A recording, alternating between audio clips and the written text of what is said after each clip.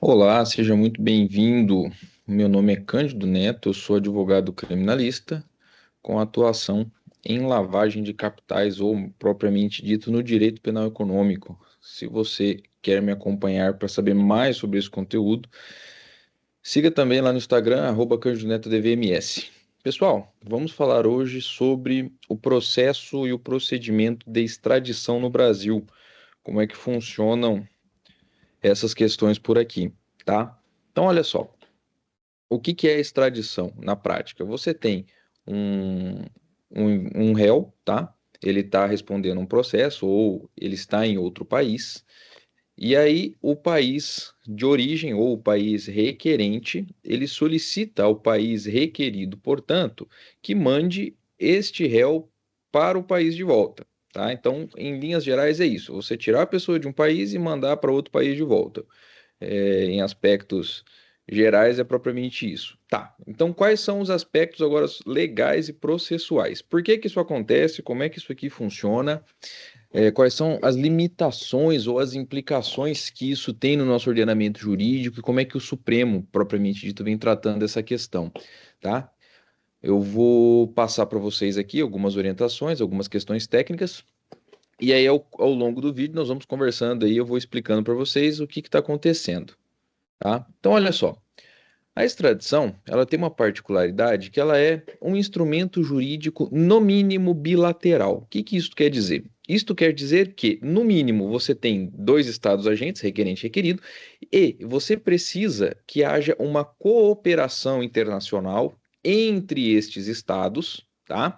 Através de tratados internacionais, que tenha previsão dessa questão tanto da extradição quanto da política de combate àquele crime específico, quando se for fazer a solicitação, para que se dê seguimento no processo de extradição. Processo aqui eu estou usando a expressão agora como sequência de atos, ok? Então, olha só, quando você vai pedir ou peticionar, requerendo, ou quando o Ministério Público Federal faz a petição requerendo a extradição, quais são os elementos mínimos que tem que constar ali naquela petição enquanto forma e os requisitos materiais? Olha só, é, os dois primeiros ou os dois principais elementos são é, aquele crime pelo qual o agente está respondendo, está sendo investigado, ele tem que ser crime nos dois países, no requerente e no requerido. Então, aquela conduta, ela tem que ser crime nos dois países. A segunda questão, tem que haver também um interesse mútuo dos estados para fazer a extradição. Porque pense bem, o que que é extradição? Extradição é uma troca. Opa, temos interrupções tecnológicas por aqui. Quem está falando comigo? Não sei. Ou é Alexa, ou é a Siri, ou alguém assim. Bom, a extradição, ela é uma troca, certo? Um país pega uma determinada pessoa e manda para o outro. Só que esta troca, ela tem que obedecer a alguns requisitos legais. E o Brasil tem a exigência de, no mínimo,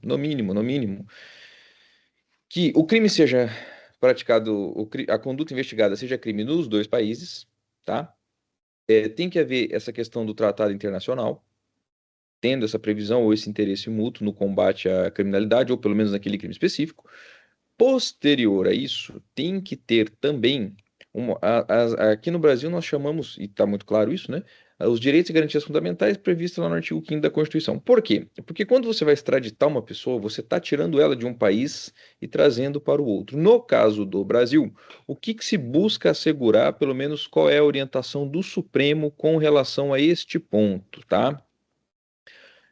O Supremo tem, evidentemente, a preocupação e a garantia com os direitos e as garantias fundamentais, bem como com as normas processuais, certo? Por quê?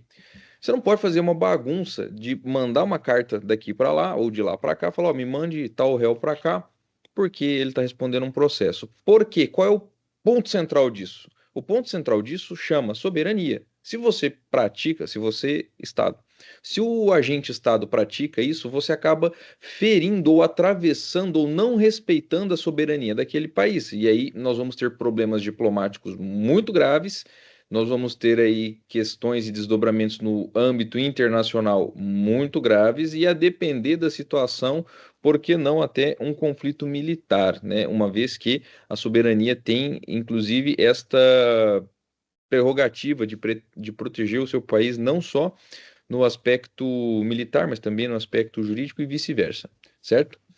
A pessoa que está sujeita à extradição, portanto, ela quando está com essa situação lá no está sob a possibilidade da extradição, ela tem alguns requisitos que têm que ser analisados, como eu falei para vocês, tanto o requisito da dupla tipicidade tem que ser criminal aqui, precisa também haver uma equivalência formal, técnica, entre a descrição do crime lá e a descrição do crime aqui, isto porque, a depender do país, o conceito do tipo penal, ele pode mudar o nome, tá? Mas a estrutura fundamental daquele delito, quando comparada com a realidade brasileira, falando de Brasil, tem que ser pelo menos equivalente. Você tendo esses dois requisitos, aí nós avançamos para outras questões de interesse e demais envolvendo o processo, tipo, se tem organização criminosa, por que a pessoa fugiu ou não.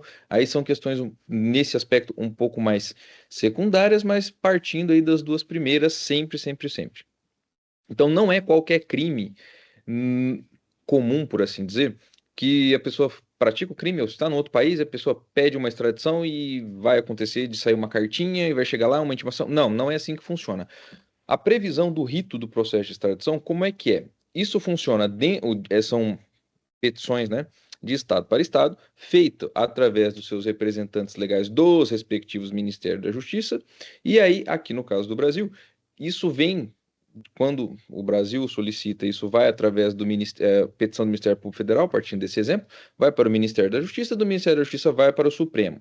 E o inverso também com a respectiva competência daquele país.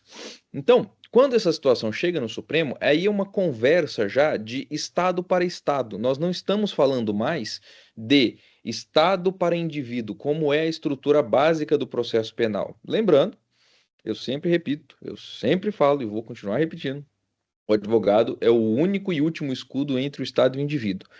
Neste caso, nós não estamos falando aqui de uma relação de direitos do Estado coletivo com o indivíduo particular. Nós estamos falando de Estado para Estado. Então, essa situação ela é um pouco mais complexa, ela não é tão simples, principalmente por envolver outros agentes estatais, outros governos, outras políticas e outras questões de direito internacional que estão previstas em mais de um tratado e o seu funcionamento no seu respectivo país tem um processamento próprio. Então perceba, a questão da extradição ela não é tão simples quanto uma mera intimação para alguém que está no estado diverso, onde via de regra, o Ministério Público ou o Estado peticiona, aponta o endereço e o oficial de justiça vai, você delega a competência, enfim.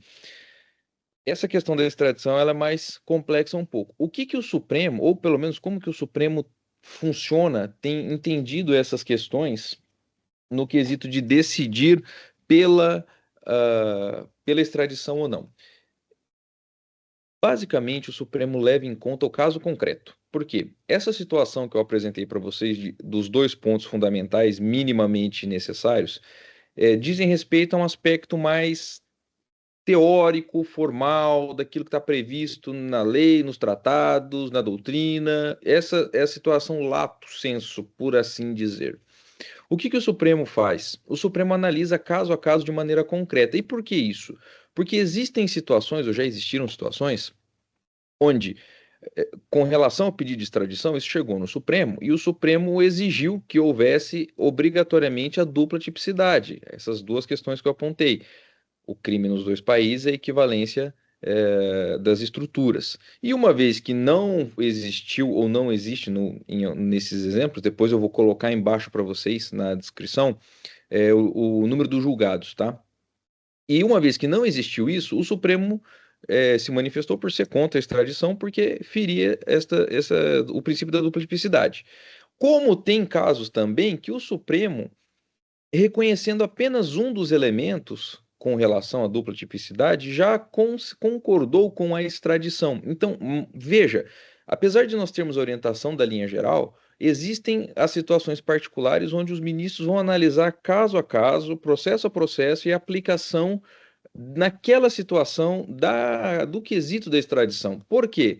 De novo, porque a situação não é tão simples. Você está falando de chefe de Estado para chefe de Estado, ou de Estado para Estado, e aí você tem um indivíduo com uma nacionalidade que está residindo ou que está em outro país, perdão, e aí você tem essas discussões de países, né? E aí, qual é o fiel da balança aqui? É a questão da soberania, né? Tanto do requerente para o requerido, como do requerido para o requerente. Então, ficam aqui apenas as considerações iniciais sobre um processo de extradição, como é que ele funciona. Eu vou colocar para vocês aqui o número dos julgados, tá? São julgados bem interessantes do Supremo, são julgados que vão dizer tanto, evidentemente, dos dois requisitos, quanto de um requisito só e as suas particularidades. O mais interessante, além da questão da extradição, é também a questão do funcionamento do processo ou do procedimento interno dentro do Ministério da Justiça e do Supremo. Como é que essa situação ela se processa, e processo aqui a palavra no sentido de sequência de atos, como é que isso funciona, como é que é esse procedimento para que se chegue à decisão se vai extraditar ou se não vai extraditar. E se você ficou curioso, quer saber mais sobre isso, fica atento, presta atenção aqui no canal, clica no sininho, clica no inscrever-se, porque em breve, eu vou colocar para vocês aqui uma sequência de vídeos, pela natureza do conteúdo vai ser um pouquinho maior, sobre a atuação dentro do Supremo Tribunal Federal, as questões envolvendo o rito, o funcionamento orgânico do Supremo, tá? Então, não só as questões de lei, de matéria, de direito, mas principalmente o oxigênio do Supremo, que é a sua organicidade enquanto situação enquanto ente institucional, tá bom? Não esquece, clica no sininho, curte, compartilha, manda para os seus amigos, para os seus conhecidos e fica atento que logo logo tem mais.